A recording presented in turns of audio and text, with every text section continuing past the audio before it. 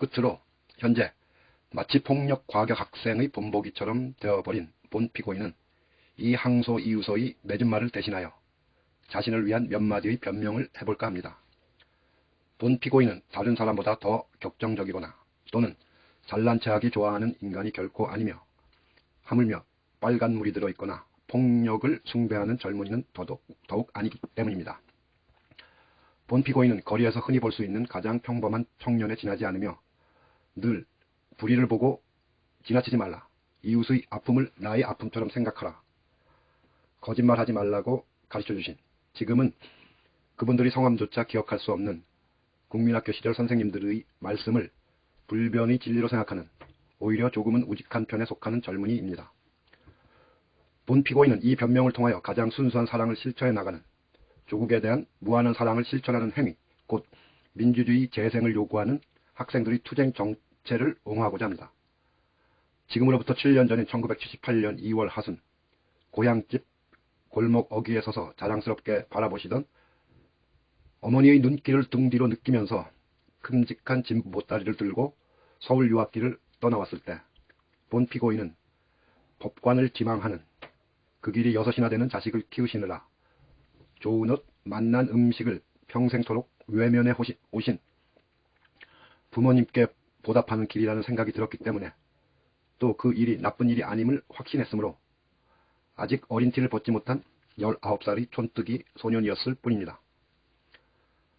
모든 이들로부터 따뜻한 축복의 말만을 들을 수 있었던 그때에 서울대학교 사회계열 신입생이던 본 피고인은 유신체제라는 말에 피와 감옥의 냄새가 섞여 있는 줄은 정말 몰랐습니다.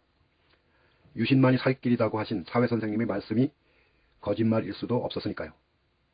오늘은 언제나 달콤하기만 했으며 생각하기만 해도 가슴 설레던 미래는 오로지 장밋빛 희망 속에 감싸여 있었습니다.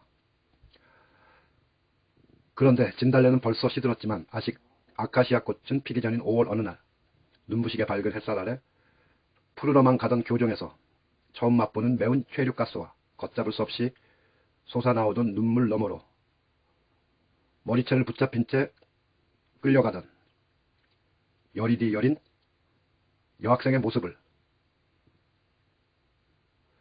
학생회관의 후미진 구석에 숨어서 겁에 질린 가슴을 움켜쥔 채 보았던 것입니다. 그날 이후 모든 사물이 조금씩 다른 의미로 다가들기 시작했습니다. 기숙사 입구 전망대 아래의 교내 상주하던 전투 경찰들이 날마다 야구를 하는 바람에 그 자리만 하얗게 벗겨져 있던 잔디밭의 흉한 모습은 생각날 적마다 저릿해지는 가슴속 묵은 상처로 자리 잡았습니다. 16 같은 처녀가 매주일 60시간 이상을 일해서 버는 한 달치 월급보다 더 많은 우리들의 하숙비가 부끄러워졌습니다. 맥주를 마시다가도, 예쁜 여학생과 고고 미팅을 하다가도 문득문득 나쁜 짓을 하다가 들킨 아이처럼 얼굴이 화끈거리는 일이 잦아졌습니다. 이런 현상들이 다 문제 학생이 될 조짐이었나 봅니다. 그리고 그 겨울, 사랑하는 선배들이 신성한 법정에서 죄수가 되어 나오는 것을 보고 나서는 자신이 법복 입고 높다란 자리에 앉아있는 모습을 꽤나 심각한 고민 끝에 머릿속에서 지워버리고 말았습니다. 다음해 여름 본 피고인은 경제학과 대표로 선출됨으로써 드디어 문제 학생임을 학교 당국 및 수사기관으로부터 공인받았고, 시위가 있을 때면 앞장서서 돌멩이를 던지기에 이르렀습니다. 그리고 점증하는 민중의 반독재 투쟁에 겁먹은 유신 정권이 내분으로 붕괴해버린 12.6 정변 이후에는 악몽 같았던 2년간의 유신치하 대학 생활을 청산하고자 총학생회 부활운동에 참여하여 1980년 3월 총학생회 대의원의 의장이라는 중요한 직책을 맡게 되었습니다. 잊을 수 없는 그 봄의 투쟁이 좌절된 5월 17일, 본 피고인은 갑작스러이 구속학생이 되었고, 교수와 신부를 때려준 일을 자랑 삼는 대통령 경호실 소속 헌병들과 후일 부산에서 김근조 씨 고문 살해 사건을 일으킨 장본인들인 치안본부 특수수사관들로부터 2달 동안의 모진 시달림을 받은 다음 김대중 씨가 각 대학 학생회장에게 자금을 나누어 받았다는 허위 진술을 해주지 않을 수 없었습니다. 구속 석 달 만에 영문도 모른 채 군법회의 공소기각 결정으로 석방되었지만 며칠 후에 신체검사를 받자마자 불과 40시간 만에 변칙 입대당함으로써 이번에는 강집 학생의 되기에 이르렀습니다. 이병 전야의 낯선 고장의 이발소에서 머리를 깎이면서 본 피고인은 살아있다는 것이 더 이상 축복이 아니오 치욕임을 깨달았습니다. 그날 이후 제대하던 날까지 32개월 하루 동안 본 피고인은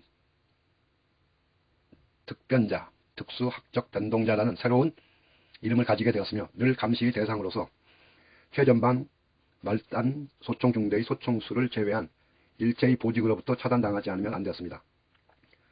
그리고 영하 20도의 혹한과 비정하게 산허리를 갈라지는 철책과 밤하늘의 별만을 벗삼는 생활이 채 익숙하기도 전인 그의 저물력. 당시 2등병이었던 본 피고인은 대학 시절 벗들이 관계한 유인물 사건에 연루되어 1개월 동안 서울보안사 분실과 지역보안부대를 전전하고 대학생활 전반에 대한 상세한 재조사를 받은 끝에 자신의 사상이 좌경되었다는 마음에도 없는 반성문을 쓴 다음에야 부대로 복귀할 수 있었으며 동시에 다른 연대로 전출되었습니다. 하지만 본 피고인은 민족분단의 비극이 현장인 중동부 전선의 최전방에서 그것도 최말단 소총중대라는 우리 군대의 기간부대에서 3년을 보냈음을 크나큰 행운으로 여기며 남에게 뒤지지 않는 훌륭한 병사였음을 자부합니다. 그런데 제대 불과 2달 앞둔 1984년 3월 또 하나의 시련이 기다리고 있습니다. 지난해 세상을 놀라게 한 녹화사업 또는 관제프락치 공작이 바로 그것입니다. 인간으로 하여금 일신의 안전을 위해서는 벗을 팔지 않을 수 없도록 강요하는 가장 비인간적인 형태의 억압이 수백 특변자들에게 가해진 것입니다. 당시 현역 군인이었던 본 피고인은 보안부대의 공포감을 이겨내지 못하여 형식적으로나마 그들의 요구에 응하는 타협책으로서 일신의 안전은 도모할 수는 있었지만 그로 인한 양심의 고통을 피할 수 없는 일이었습니다. 이처럼 군사 독재 정권의 폭력 탄압에 대한 공포감에 눌려 지내던 본 피고인에게 삶과 투쟁을 향한 새로운 의지를 되살려준 것은 본 피고인과 마찬가지로 강제 징집당한 학우들 중 6명이 녹화사업과 관련하여 잇따라 의문의 죽음을 당하거나 스스로 목숨을 끊었다는 충격적인 사건이었습니다. 동지를 팔기보다는 차라리 죽음을 택한 순결한 양심의 선포 앞에서 본 피고인도 언제까지나 자신의 비겁을 부끄러워하고 있을 수는 없었습니다. 그것이야말로 순결한 넋에 대한 모욕인 탓입니다. 그래서 1983년 12월 재적학생 복교 조치를 계기로 본 피고인은 벗들과 함께 재적학생 복교 추진위원회를 결성하여 이 야수적인 강제 징집 및 녹화 사업의 폐지를 위해 그리고 진정한 학원 민주화를 요구하며 복교하지 않은 채 투쟁하였습니다. 이때에도 정권은 녹화 사업의 존재, 아니 강제 징집의 존재마저 부인하면서 우리에게 복교를 도외시한 채 정부의 은전을 정치적 선동의 재료로 이용하는 극소수 좌경 과격 재적 학생들이라는 참으로 희귀한 용어를 사용해 가면서 어영 언론을 동원한 대규모 선정 공세를 펼친 바 있습니다. 그리고 지난해 여러 가지 사정으로 복학하게 되었을 때 본 피고인은 민주화를 위한 투쟁은 언제 어디서나 어떤 형태로든 계속되어야 한다는 소신에 따라 복학생 협의회를 조직하였습니다. 그러나 불과 복학한 지 보름 만에 이 사건으로 다시금 재적 학생 겸 구속 학생이 되었을 뿐만 아니라 본 피고인의 이름은 폭력 학생의 대명사가 되어버리고 말았습니다. 본 피고인은 이렇게 하여 5.17 폭거 이후 2번씩이나 제적당한 최초의 그리고 이른바 자율화 조치 이후 최초로 구속 기소되어 그것도 폭행법의 위반으로 유죄 선고를 받은 폭력 과격 학생이 된 것입니다. 그러나 본 피고인은 지금도 자신의 손이 결코 폭력에 사용된 적이 없으며 자신이 변함없이 온화한 성격의 소유자임을 의심치 않습니다. 그러므로 늙으신 어머니께서 아들의 고난을 슬퍼하며 을씨년스러운 법정 한 귀퉁이에서 기다란 구치소의 담장 아래서 눈물 짓고 계신다는 단 한 가지 가슴 아픈 일을 제외하면 몸은 0.7평의 독박에 갇혀있지만 본인의 마음은 늘 평화롭고 행복합니다. 빛나는 미래를 생각할 때마다 가슴 설레던 19살의 소년이 7년이 지난 지금 용서받을 수 없는 폭력배처럼 비난받게 된 것은 결코 온순한 소년이 포악한 청년으로 성장했기 때문이 아니라 이 시대가 가장 온순한 인간들 중에서 가장 열렬한 투사를 만들어내는 부정한 시대였기 때문입니다. 본 피고인이 지난 7년간 거쳐온 삶의 여정은 결코 특수한 예외가 아니라 이 시대의 모든 학생들이 공유하는 보편적 경험입니다.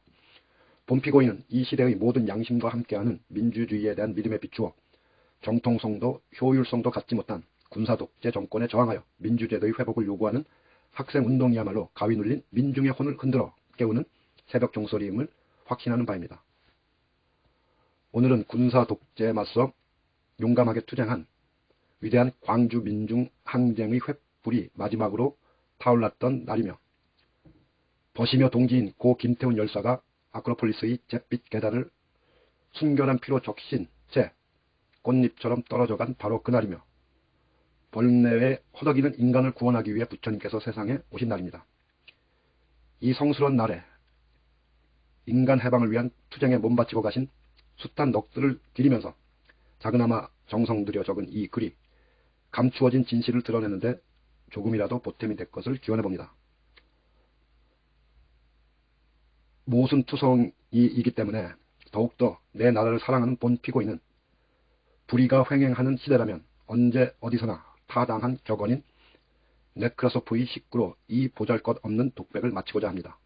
슬픔도 노여움도 없이 살아가는 자는 조국을 사랑하고 있지 않다.